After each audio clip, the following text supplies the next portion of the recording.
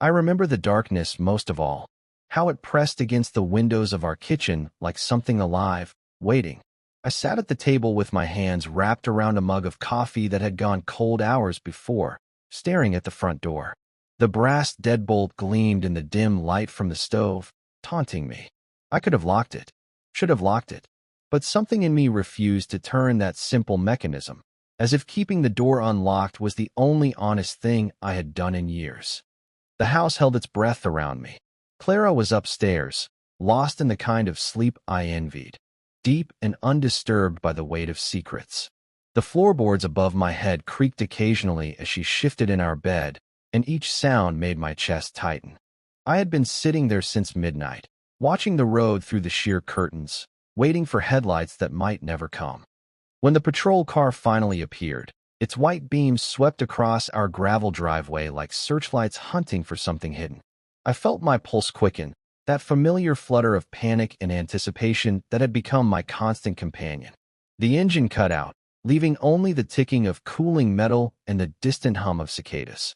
Through the window, I watched him step out, tall, broad-shouldered, moving with the careful precision of someone who had learned to carry authority without aggression.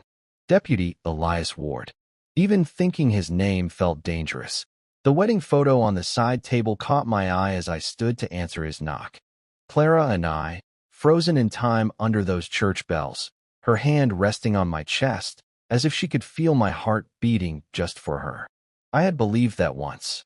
The memory tasted bitter now, so I turned the frame face down and walked to the door. His knock was measured when it came. 3 soft raps that somehow managed to sound both official and intimate. I opened the door before I could think better of it, and there he was, badge glinting in the porch light, hat tucked under his arm, those steady gray eyes that seemed to see straight through me. He said he was just checking in. Reports of prowlers in the area, making sure everything was secure. His voice was lower than it needed to be, softer than protocol required. We both knew this was not about prowlers. I stood there gripping the doorframe, feeling the cool night air slip between us like a living thing. He was close enough that I could smell his cologne, something clean and understated that made my head spin. Close enough that when he shifted his weight, I could see the pulse beating at his throat. The moment stretched between us, fragile as spun glass. He was waiting for something, permission, perhaps, or courage. I was waiting too, though I could not have said for what. The night held us suspended there on my doorstep, 2 men pretending this was about anything other than the terrible pull we felt toward each other. Then he stepped forward, just half a step, and I felt the world tilt. His hand found the doorframe next to mine, our fingers nearly touching. He looked at me like he was memorizing my face, like he was about to do something that would change everything. He leaned in. His lips brushed mine, so brief it might have been an accident, so gentle it felt like a question I was afraid to answer. The kiss lasted no more than a heartbeat, but in that instant, I felt something inside me crack open, something I had kept buried for so long I had almost forgotten it existed. Then he stepped back into the shadows, his face unreadable in the darkness. He said goodnight like we had only talked about the weather. I closed the door and stood there with my back against it, my hand pressed to my mouth, my whole body trembling like I was coming apart at the seams. Upstairs, Clara stirred in her sleep. I heard her call my name once, softly, but I could not bring myself to answer. Instead, I touched the doorframe where his hand had been and tried to convince myself that none of it had been real. The morning after came like every morning before it, indifferent to the fact that my world had shifted on its axis. I woke to the sound of Clara's hairdryer humming through the bathroom door, to the familiar ritual of coffee brewing downstairs, to the weight of 43 years pressing down on my chest. But something was different now. The air itself felt charged, like the moment before lightning strikes. I have lived my entire life in this town. Born here, raised here, married here. The streets curve in patterns I know by heart. Past the Methodist church where Clara and I exchanged vows. Past the diner where old men gather every morning to solve the world's problems over black coffee and burnt toast.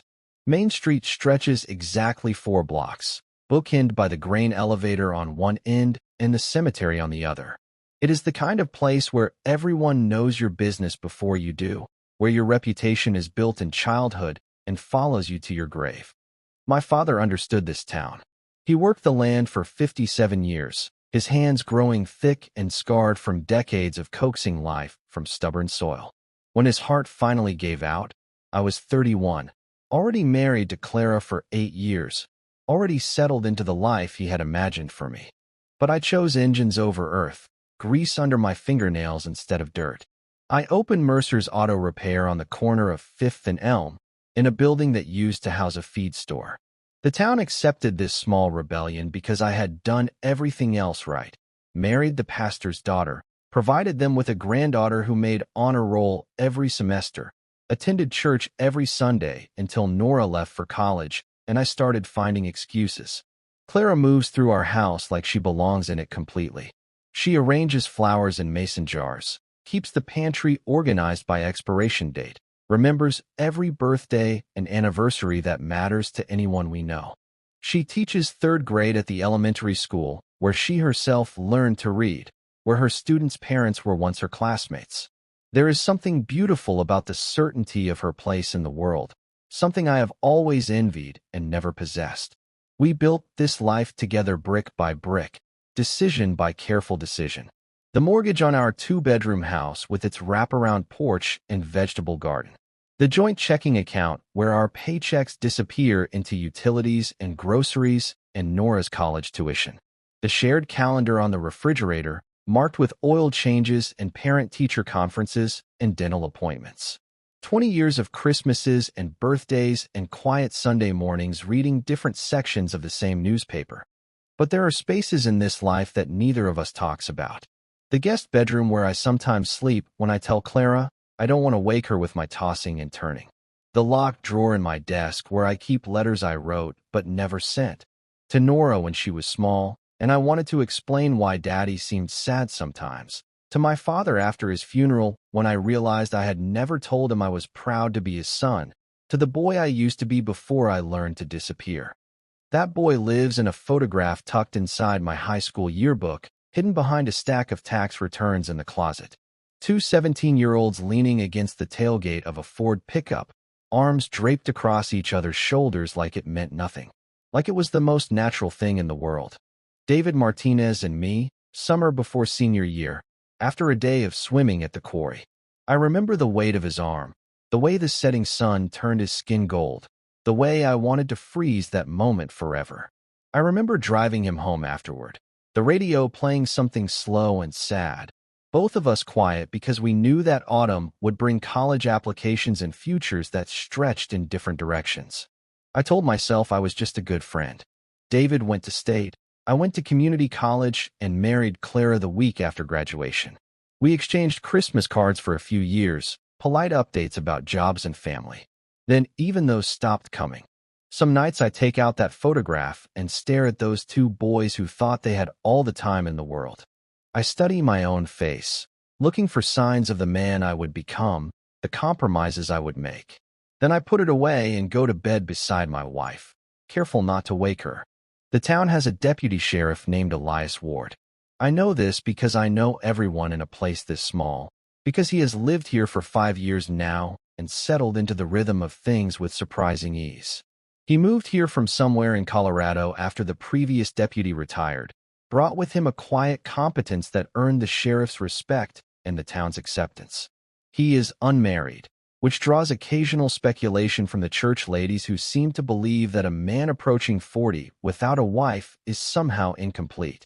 I have seen him around, of course, nodding hello at the gas station, exchanging pleasantries when he brings the patrol car in for routine maintenance. He is polite, professional, with the kind of steady presence that puts people at ease. There is something watchful about him, something that suggests he sees more than he lets on. But that is what you want in a lawman, I suppose. Until last night, I would have said I barely knew him at all. Now I cannot stop thinking about the way his hand looked next to mine on the doorframe, the way his voice softened when he said my name, the impossible gentleness of that kiss.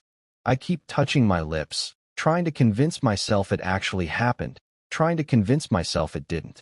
Both possibilities terrify me in different ways. The day passes in its usual pattern. I open the shop at 7, spend the morning replacing brake pads on Mrs. Henderson's ancient Buick, eat a sandwich at my desk while reviewing invoices. Clara calls at lunch to remind me about dinner with her parents on Sunday, and I make the appropriate sounds of acknowledgement. The sun slants through the garage bay doors, and I lose myself in the familiar comfort of diagnostic work, of problems that can be identified and solved with the right tools and enough patience. But underneath the ordinary surface of this Tuesday, something is shifting. I catch myself glancing toward the street more often than necessary, my pulse quickening every time I see a white patrol car. I am waiting for something I cannot name, dreading something I cannot define. When 5 o'clock comes, I close up shop and drive home through streets that look exactly the same as they did yesterday, but somehow feel different now. Clara is in the kitchen, stirring something that smells like comfort and normalcy. She asks about my day, and I tell her about Mrs. Henderson's car, about the parts order that came in late, about nothing at all that matters. After dinner, I sit in my chair and pretend to read the newspaper while Clara grades papers at the dining room table. The domestic quiet that once felt like peace now feels like a weight pressing down on my chest.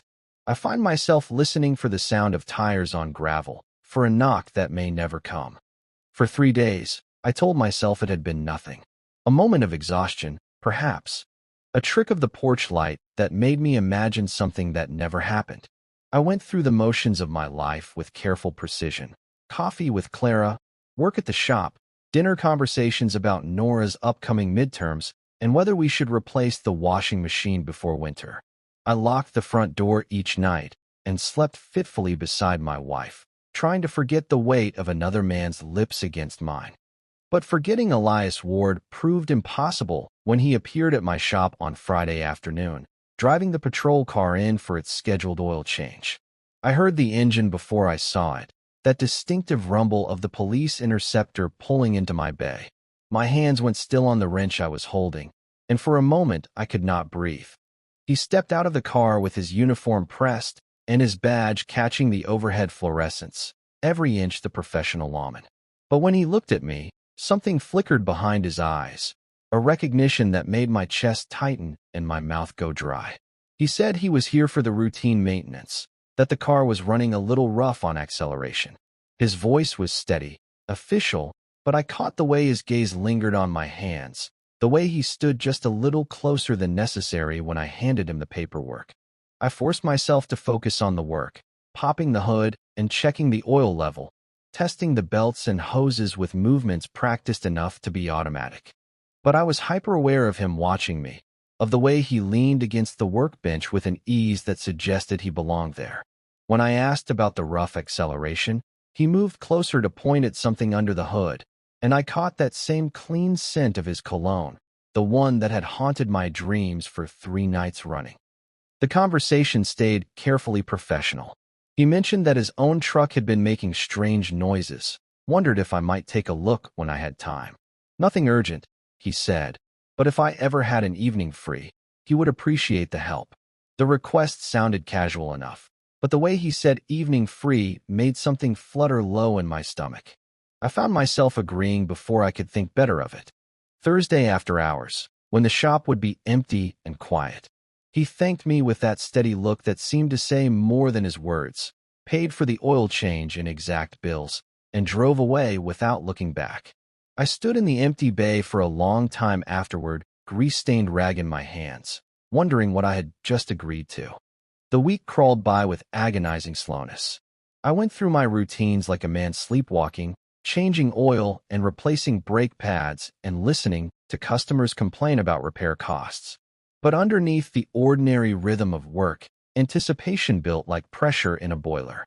I found myself checking the clock more often than necessary, counting down the hours until Thursday evening. Clara noticed my distraction. She asked if everything was all right, if business was slow, if I was feeling well. I made appropriate responses, blamed it on the changing weather, the stress of the busy season. She accepted these explanations with the patient understanding of a woman who had been married to a quiet man for 20 years. But I caught her watching me sometimes, a small line of concern creasing her forehead. Thursday came wrapped in the kind of October chill that promised winter was not far behind. I stayed late at the shop, puttering with inventory and paperwork until the sun set behind the grain elevator and the parking lot emptied of its last customer. When Elias arrived at 6:30, driving his personal vehicle, a midnight blue Ford pickup that had seen better decades, I felt my pulse quicken in a way that was becoming familiar. He stepped out of the truck wearing jeans and a flannel shirt instead of his uniform, and somehow this civilian version of him was more unsettling than the deputy who had kissed me on my doorstep. Without the badge and the authority it represented, he was just a man with gray eyes and careful hands, someone who moved through my shop like he understood the sanctity of workspace. The problem with his truck was easy enough to diagnose: a loose belt that was causing the alternator to whine under load. Simple fix, maybe 20 minutes of work. But as I bent over the engine bay, adjusting the tension, I became aware of him standing close behind me, close enough that I could feel the warmth radiating from his body in the cool evening air. He started talking while I worked, his voice low and conversational in the quiet garage. He told me about growing up in Colorado, about mountains that stretched to the horizon and snow that lasted half the year, about why he had left, a relationship that ended badly, a need to start over somewhere no one knew his history. He spoke carefully, like a man testing the weight of words before he released them. I found myself responding, sharing things I rarely talked about. How I had never lived anywhere but this town. How sometimes I felt like I was disappearing into the landscape, becoming as fixed and unremarkable as the grain elevator or the water tower. How my father had never understood why I chose engines over farming, but had been too polite to say so directly. How marriage had felt like stepping into a role I was not entirely sure I knew how to play. The conversation meandered like a slow river, touching on loneliness and responsibility and the weight of other people's expectations. There was something about the dim light of the garage, the intimacy of being the only two people awake in this corner of the world, that made honesty feel safer than it should have. When I finished with his truck, he did not immediately move to leave. Instead, he stood there in the orange glow of the work lights, hands in his pockets, looking at me with an expression I could not quite read. He said he appreciated the help, that he knew I had better things to do than fix his truck after hours. But the way he said it suggested he was talking about something else entirely. I was cleaning my hands on a shop rag when he stepped closer, close enough that I could see the flecks of green in his gray eyes, close enough to count the buttons on his flannel shirt. He said my name quietly, like he was testing how it sounded in the empty space between us. Julian. Just that, nothing more, but the way he said it made my knees go weak. For a moment we stood there, two men on the edge of something neither of us was quite ready to name. The air between us hummed with possibility and danger, with the weight of words neither of us had spoken yet. I wanted to step closer. I wanted to run. I wanted to touch the hollow of his throat where his pulse was beating, wanted to know if his skin was as warm as it looked. Instead, I stepped back and told him the truck was running fine now, that he should not have any more trouble with it. He nodded, thanked me again, counted out bills for the work even though I protested it was just a favor. When he reached for his wallet, his fingers brushed mine, and I felt that touch like electricity all the way up my arm. He left with a quiet good night, driving slowly out of the parking lot while I stood in the doorway watching his taillights disappear into the darkness. I locked up the shop and drove home through empty streets, my hands trembling on the steering wheel. Clara was already asleep when I slipped into bed beside her, careful not to wake her with my restlessness. I lay there staring at the ceiling, replaying every word of our conversation, every moment when he had stood too close, every second when the space between us had felt charged with possibility. Outside, a patrol car drove slowly past our house, its headlights sweeping briefly across the bedroom wall before disappearing into the night. I held my breath until the sound of the engine faded, wondering if it was him, wondering if he was thinking about me the way I was thinking about him, wondering what would happen next. The transformation did not announce itself with fanfare or sudden revelation. It crept into my life like morning light, so gradual I barely noticed until I was living in a different world entirely. After that evening in the garage, Elias began appearing in my ordinary days with increasing frequency. Never intrusive, never demanding, but there nonetheless, like a presence I had been waiting for without knowing it. He would stop by the shop during his patrol rounds, ostensibly to check on local businesses, but lingering longer than duty required. We would talk about small things, weather, local news, the high school football team's chances this season. But underneath these surface conversations ran a current of something deeper, something neither of us named, but both of us felt. He had a way of listening that made me feel heard, of looking at me like I was worth seeing. It had been so long since anyone had paid that kind of attention to me that I found myself talking more than I had in years. Sometimes he would arrive just as I was closing up for the day, offering to help me clean up or lock the equipment away. His presence in my workspace felt natural, like he understood the rhythm of closing a shop, the small rituals that marked the end of a working day. He moved carefully around my tools, respectful of the order I maintained, and I found myself appreciating the way he handled things, deliberately, with the same steady competence he brought to everything else. The conversations grew longer, more personal. He told me about his time in Colorado, about working patrol in mountain towns where winter lasted 8 months and everyone knew everyone else's business. About a relationship that had ended when his partner decided he wanted different things, a traditional life that did not include a small-town deputy with no ambition beyond keeping people safe. The way Elias spoke about it was matter-of-fact, without bitterness, but I heard the loneliness underneath his measured words. I found myself sharing things I had never told anyone. About feeling trapped by the weight of other people's expectations, about the slow suffocation of living a life that felt increasingly like it belonged to someone else. About lying awake at night wondering what would have happened if I had made different choices, gone to different places, been brave enough to want different things. He listened without judgment, without offering solutions I did not want. And in that listening, I felt something in my chest beginning to loosen. But even as this new world of possibility opened before me, my other life continued with relentless momentum. Clara still made coffee every morning, still left notes on the refrigerator about dinner plans and social obligations. We still attended church on Sundays, sitting in the same pew we had occupied for 20 years, my arm around her shoulders in a gesture so automatic I barely registered the contact. We still made love occasionally, careful and quiet in our darkened bedroom, and I still held her afterward while she fell asleep against my shoulder. Yet everything felt different now, colored by the knowledge of what I was beginning to feel for another person. The space between Clara and me seemed to widen with each passing day, not through any fault of hers, but because I was slowly becoming someone she did not recognize. Someone I was only beginning to recognize myself. I found myself studying her when she was not looking, this woman I had loved for 20 years, trying to understand how we had arrived at this place of quiet distance. She was still beautiful, still kind, still the person everyone in town respected and admired.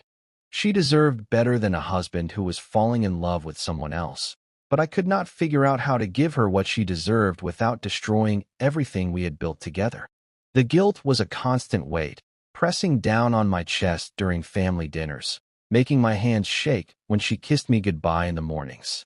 But alongside the guilt was something else, a fierce, desperate hunger for the hours I spent with Elias, for the way he made me feel like I was finally waking up after years of sleepwalking through my own life. Nora called one evening while Clara was at her book club meeting, her voice bright and eager as she told me about her classes, her new boyfriend, her plans for spring break. I listened to her chattering about dorm life and professors and sorority rush, marveling at how confident she sounded, how certain of her place in the world.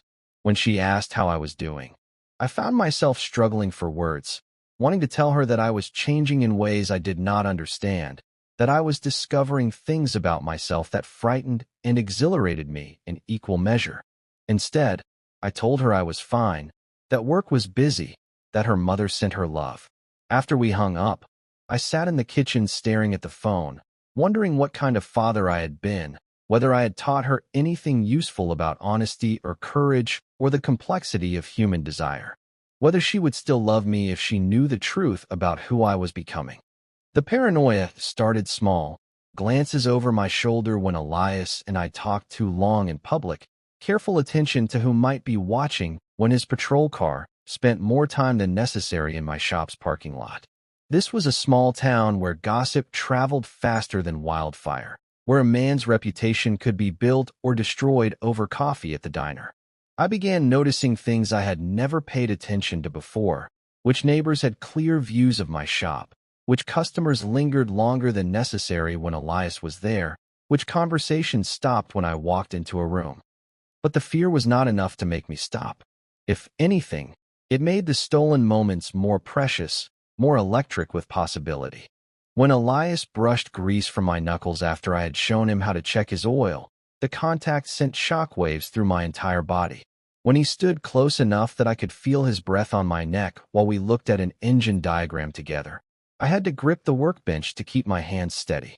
He began staying later, helping me close up shop even when there was no mechanical reason for his presence. We would find excuses to be near each other, reaching for the same tool, standing shoulder to shoulder while examining some minor problem with his truck. The air between us grew thick with tension, with words we were not quite ready to speak. One evening, as we stood in the gathering dusk outside the shop, he told me about his childhood in Colorado, about learning to drive on mountain roads with his father, about the way the world looked from 10,000 feet above sea level. The story was innocent enough, but the way he told it, quietly, intimately, like he was sharing something precious, made my chest ache with longing. I found myself telling him about the photograph I kept hidden in my desk drawer, about David Martinez, and that summer before senior year, when everything had felt possible. About how I had convinced myself for 25 years that what I felt had been normal friendship, the natural affection between boys who had grown up together. About how seeing him again, feeling this pull toward him, had made me realize I had been lying to myself all along. He listened without interrupting, his gray eyes steady on mine in the orange glow of the parking lot light. When I finished, he was quiet for a long moment, and I thought I had said too much, revealed too much of myself too quickly. But then he stepped closer, close enough that I could see the pulse beating in his throat, and told me he was glad I trusted him with the truth. The almost touches multiplied, his hand on my shoulder when he thanked me for staying late, my fingers brushing his when I handed him coffee, the weight of his gaze when he thought I was not looking. We were circling each other like planets caught in an inevitable orbit, pulled by forces neither of us fully understood. I started driving past the sheriff's station on my way home from work, slowing down to see if his patrol car was in the lot. Started listening for the sound of engines at night, wondering if he was driving past my house the way I drove past his workplace. Started lying awake beside Clara, hyper-aware of every sound, every shift in the darkness that might signal his presence. The town remained oblivious to the drama playing out in their midst. Life continued its predictable rhythm: high school football games, church suppers, town council meetings about snow removal budgets. But underneath the surface of ordinary days, I was becoming someone new, someone who looked like Julian Mercer but felt different in ways I could not articulate. Clara began asking if I was feeling well, if something was bothering me.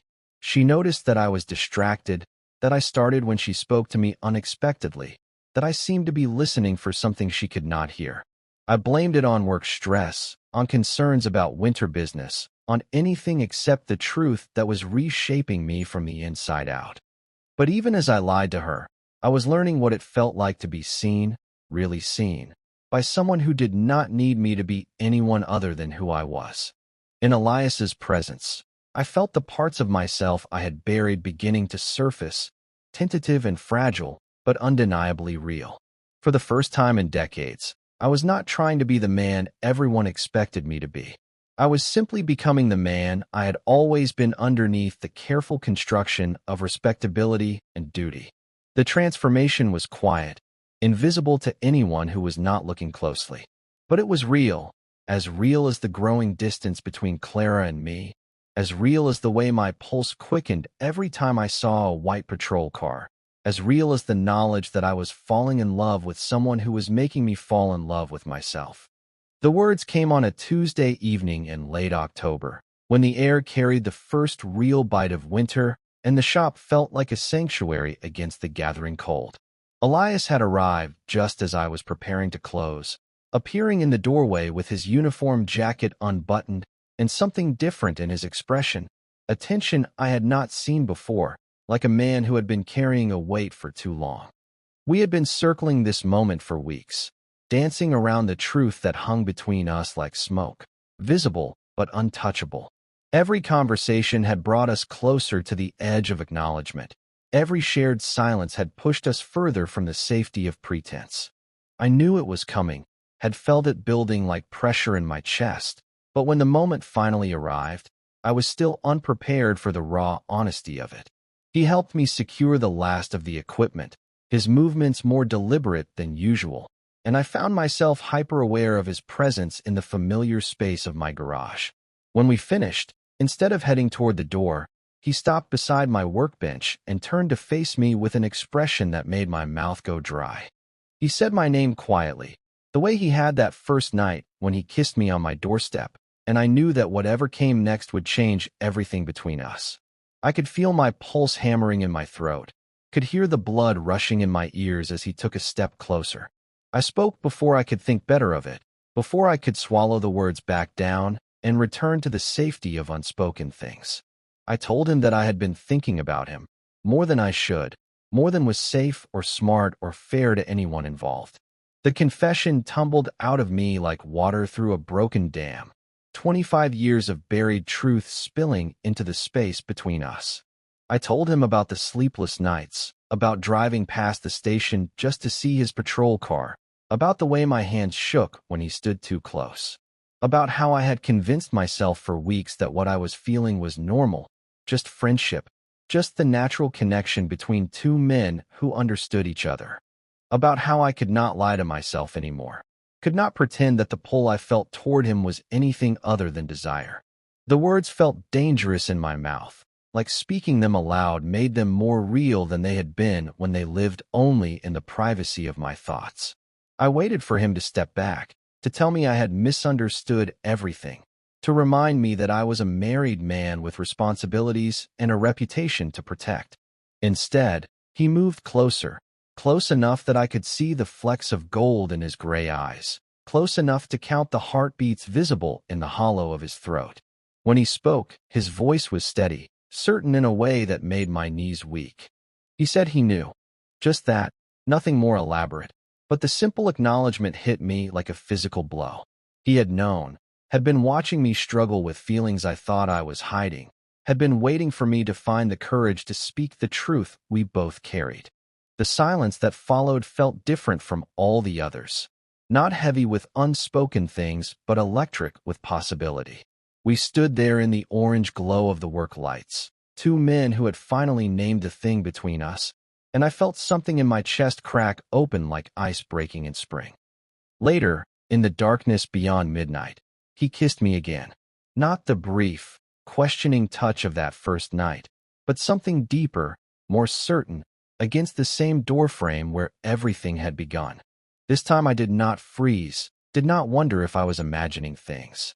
This time I kissed him back, my hands finding the solid warmth of his shoulders, my body remembering something I had forgotten I knew. The kiss lasted long enough for me to memorize the taste of him, the way he breathed against my mouth, the careful gentleness of his hands on my face. When we finally broke apart, I was trembling like a teenager, overwhelmed by the magnitude of what we had just acknowledged. But even as relief flooded through me, the profound relief of being known, of having my truth received without judgment, another kind of weight settled on my shoulders. The weight of what this meant for everything else in my life, for the woman sleeping upstairs who had done nothing wrong except marry a man who was still learning who he was. In the days that followed, the world looked different. Colors seemed brighter, sounds sharper, like someone had adjusted the contrast on reality itself. I moved through my routines with the same careful precision as always. Coffee with Clara, work at the shop, dinner conversations about ordinary things. But underneath the familiar surface, everything had shifted. Clara noticed the change, though she could not have known what had caused it. She commented that I seemed more relaxed, more present than I had been in months. The irony was not lost on me. I was more myself with her now because someone else had seen and accepted the parts of me I had kept hidden. But the knowledge felt like betrayal even as it brought relief. I found myself studying her across the breakfast table, this woman who had shared my bed for 20 years, wondering how I could feel such tenderness for her while also feeling such hunger for someone else. She deserved honesty, deserved a husband who could love her with his whole heart, but I could not figure out how to give her that without destroying everything we had built together. The guilt was sharper now, edged with the clarity of acknowledged desire. When she kissed me goodbye in the mornings, I tasted the lie on my own lips. When she reached for my hand during the evening news, I felt the weight of my deception in the warmth of her fingers. She was trying to bridge the distance she sensed between us, and I was the one who had created that distance by falling in love with someone else. Elias and I did not speak directly about what had changed between us, but we did not need to. The knowledge lived in every shared glance, every moment when our hands brushed while passing tools, every conversation that carried deeper currents than its surface suggested. We were more careful now, more aware of the risks, but also more deliberate in creating opportunities to be alone together. He told me about his past with a frankness that took my breath away, about the man he had loved in Colorado, about the slow dissolution of a relationship built on different dreams, about the loneliness that had driven him to this small town where no one knew his history. He spoke of desire like it was a fact of nature, something to be understood rather than ashamed of, and in his matter-of-fact honesty, I found permission to stop hating myself for wanting things I had been taught not to want. I shared my own history in fragments, about David, about the photograph I still kept hidden, about the long years of convincing myself that attraction to men was something I had outgrown rather than something I had simply buried. He listened without trying to fix or explain away my confusion, understanding that some truths take decades to surface. The revelation was not just about love. It was about the brutal recognition of how much of my life had been lived in service to other people's expectations. How I had built a careful construction of respectability and duty around a foundation I had never examined. How the man I had become was both real and false, authentic in some ways and utterly counterfeit in others.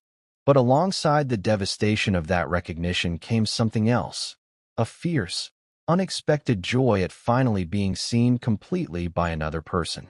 In Elias's presence, I did not have to pretend to be anyone other than who I was. For the first time in my adult life, I was not performing the role of the man everyone expected me to be. I was simply existing as myself, complicated and contradictory and utterly, undeniably real. The transformation was complete now, irreversible. I could not unknow what I had learned about myself, could not unfeel what I felt for him. The comfortable numbness of my old life had been replaced by something raw and immediate and alive. I was finally awake after decades of sleepwalking, and there was no going back to unconsciousness, no matter how much easier it might have been. The question came on a Sunday morning in November, delivered with the kind of quiet devastation that only 20 years of marriage can produce. Clara had made breakfast as she always did. Eggs over easy, toast cut diagonally, coffee in the blue mugs we had received as wedding gifts. We sat at the kitchen table as we had countless mornings before, the newspaper spread between us like a familiar ritual, the winter light filtering through curtains she had sewn herself years ago. But something was different in the quality of her silence, in the way she stirred her coffee long after the cream had dissolved. When she finally spoke, her voice was steady but strained, like a woman who had been rehearsing difficult words in the privacy of her own mind. "Do you still love me?" she asked, and the simplicity of the question hit me harder than any accusation could have. Not do you love someone else, not are you hiding something from me, just the essential inquiry that cut straight to the heart of everything I had been trying to avoid. I sat there with my fork halfway to my mouth, feeling the weight of her eyes on my face, and realized that I could not answer with the lie she deserved. The silence stretched between us, growing heavier with each passing second, and I watched understanding dawn in her expression like sunrise over a landscape that would never look the same again. She did not ask for details, did not demand explanations or justifications or promises I could not keep. She simply sat there across from me, this woman who had shared my bed and my dreams and my ordinary days for 2 decades, and absorbed the truth I could not bring myself to speak aloud. In that moment, I understood that she had been watching the changes in me with the careful attention of someone who loved me enough to recognize when I was becoming a stranger. The conversation that followed was quiet, careful, edged with the kind of tenderness that comes when two people realize they are ending something important without quite knowing how. She told me she had felt me pulling away, had seen the distance growing in my eyes even when I was sitting right beside her. She said she had hoped it was temporary, something that would pass like weather, but she was not foolish enough to keep hoping when the evidence suggested otherwise. I wanted to tell her it was not her fault, that she had been everything a wife should be, that the failure was mine alone.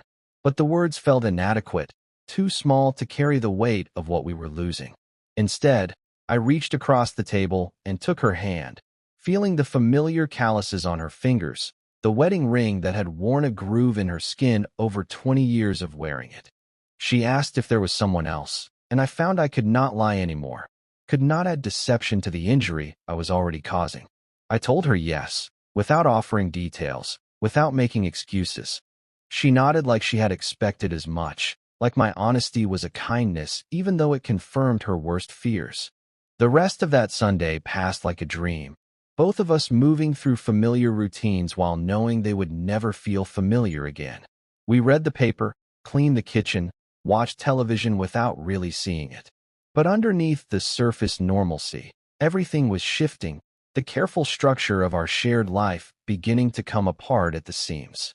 That night, I left the house without explanation, walking out into the November cold like a man fleeing a fire. The air was sharp enough to sting my lungs, clear enough that I could see every star in the vast dome of sky above our small town. I walked without direction, down gravel roads that stretched between empty fields, trying to understand how acknowledging the truth could feel both like liberation and devastation. Elias found me eventually, the way he always seemed to find me when I needed him most. He pulled the patrol car over beside the road where I had stopped, engine running, headlights cutting through the darkness. When I climbed into the passenger seat, he did not ask questions, did not demand explanations. He simply drove, taking the long way through countryside that looked like a moonscape in the silver light. We ended up parked on a hill overlooking the town, the scattered lights below us looking like stars that had fallen to earth. In the quiet of the car, with the heater running and the radio playing something soft and melancholy, I told him about the conversation with Clara, about the question I could not answer, about the way her face had looked when she understood what my silence meant. He listened without trying to fix anything, understanding that some kinds of pain have to be felt completely before they can begin to heal. When I finished talking, he was quiet for a long time, staring out at the lights of the town where both of us would have to live with the consequences of whatever happened next. Finally, he spoke, his voice careful and deliberate in the darkness. He told me that he had never wanted to be the reason someone else's marriage ended, had never intended for this to become the kind of situation that required such devastating choices. But he also said that he could not pretend anymore, could not go back to being just the deputy who occasionally brought his car in for service. Then he said something that stayed with me long after that night ended, something that cut through all my confusion and self-recrimination with uncomfortable clarity. "You do not have to choose me," he said, "but you cannot keep choosing to disappear." The words hit me like a physical blow because I recognized the truth in them. I had been disappearing for years, maybe decades, becoming less and less myself with each compromise, each decision to be who others needed me to be rather than who I actually was. The choice was not really between Clara and Elias. It was between continuing to fade away and finally becoming fully present in my own life. We sat there in the car until the eastern sky began to lighten with the first hint of dawn, talking through the implications of what lay ahead. The practical considerations were daunting. Dividing a life built over 20 years, explaining to friends and family, facing the judgment of a town that had known me since childhood. But underneath the practical concerns was something more fundamental, the question of whether I had the courage to live honestly after so many years of careful pretense. When he finally drove me home, Clara's car was already gone from the driveway. She had left early for school, probably to avoid the awkwardness of another morning conversation, and I was grateful for the reprieve. I stood in our empty kitchen, looking at the breakfast dishes still sitting in the sink, the newspaper folded exactly as she had left it, the small domestic details that suddenly felt like artifacts from someone else's life. I called in sick to work that day, something I had done maybe 3 times in 20 years of running my own shop. Instead, I spent the morning walking through the house, seeing it with new eyes, the wedding photos on the mantel, the furniture we had chosen together, the careful accumulation of 2 decades of shared decisions. It felt like visiting a museum of my former life, beautiful and meaningful, but somehow no longer mine. The choice was not sudden or dramatic. It crystallized slowly over the course of that long day, settling in my chest like something heavy but necessary. By evening, I knew what I had to do, even though the knowing felt like standing at the edge of a cliff and deciding to jump. Clara came home late, staying after school for parent conferences, and we barely spoke during dinner. But the silence was different now, not uncomfortable, exactly, but final, like 2 people who had already said everything that needed saying.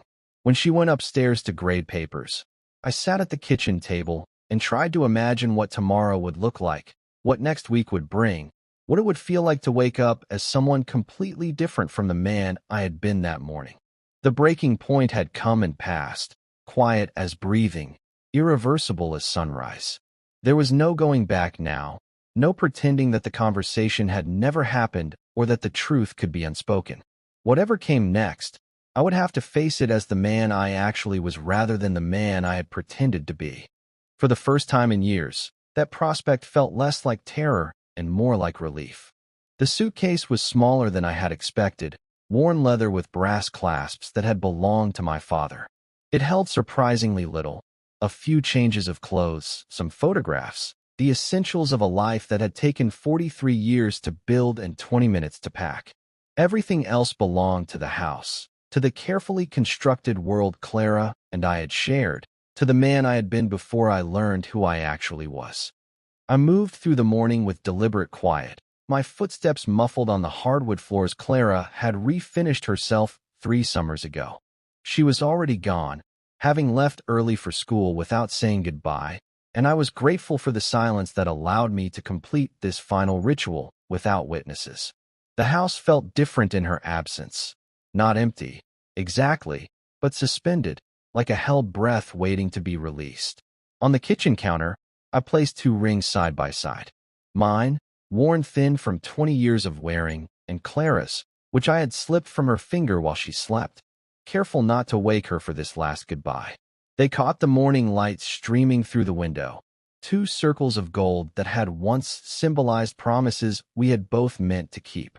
The sight of them there, abandoned but somehow peaceful, made my chest tighten with grief for what we were losing and relief for what we were finally allowing to end. The note I left was simple, spare as winter air. I did not try to explain what could not be explained, did not offer apologies that would only deepen the hurt. Instead, I wrote what felt true, that she deserved more than I could give her, that the failure was mine and not hers, that I hoped someday she would understand that leaving was the kindest thing I could do for both of us. I signed it with my name, nothing more, and placed it beside the rings where the morning sun would find it when she returned home. I did not go directly to Elias. The impulse was there, strong as gravity, but something in me needed this space between ending and beginning, this quiet hour when I belonged fully to neither my old life nor whatever came next. Instead, I carried my suitcase to the front door and stepped out into the November morning, breathing air that tasted different now that I was breathing it as a free man. The walk down our gravel driveway felt longer than it ever had before, each step taking me further from the safety of pretense and closer to the uncertainty of truth. Behind me, The house sat solid and familiar against the gray sky, its windows reflecting the pale sun like eyes that had seen everything and forgiven nothing. I had been happy there, in my way, and I would miss the simple comfort of knowing exactly who I was supposed to be within its walls. But ahead of me stretched the road that led away from everything I had built and toward everything I had never dared to imagine. The morning air was sharp with the promise of winter, clean and bright, and full of possibility. My breath formed small clouds in the cold, visible proof that I was still alive, still breathing, still moving forward into whatever came next. At the edge of our property, I stopped and turned back one final time. The house looked smaller from this distance, more fragile, like something that might disappear if I looked away too long. I thought about Clara finding my note in a few hours, about the conversation we would eventually have to have, about the slow work of untangling 2 decades of shared life. It would be difficult, painful in ways I could barely imagine, but it would also be honest in a way we had not been with each other for years. I thought about Nora, about the phone call I would have to make, about trying to explain to my daughter that sometimes love requires letting go, that sometimes the most courageous thing you can do is admit you have been living the wrong life. I hoped she would understand, someday, that leaving was not abandonment, but a different kind of love, the kind that trusts the people you care about to build their own happiness rather than asking them to sustain yours. When I finally turned away from the house, the sun had climbed higher, burning through the morning clouds and casting everything in sharp relief. The fields stretched endlessly on either side of the road, brown and dormant but patient, waiting for spring to wake them from their winter sleep. I understood something about that patience now, about the quiet faith required to endure darkness in service of eventual light. My steps were heavy but certain as I walked toward town, toward whatever conversation waited with Elias, toward the long work of building a life that felt true instead of safe. The suitcase was light in my hand, containing only what I actually needed rather than everything I thought I was supposed to want. For the first time in decades, I was traveling toward myself instead of away. Behind me, the house grew smaller and smaller until it was just another structure on the landscape, no more or less significant than any other collection of walls and windows. Ahead of me, the road curved gently toward the horizon, and I followed it step by deliberate step, breathing the cold air and feeling the morning sun on my face. I was 43 years old, and I was finally going home.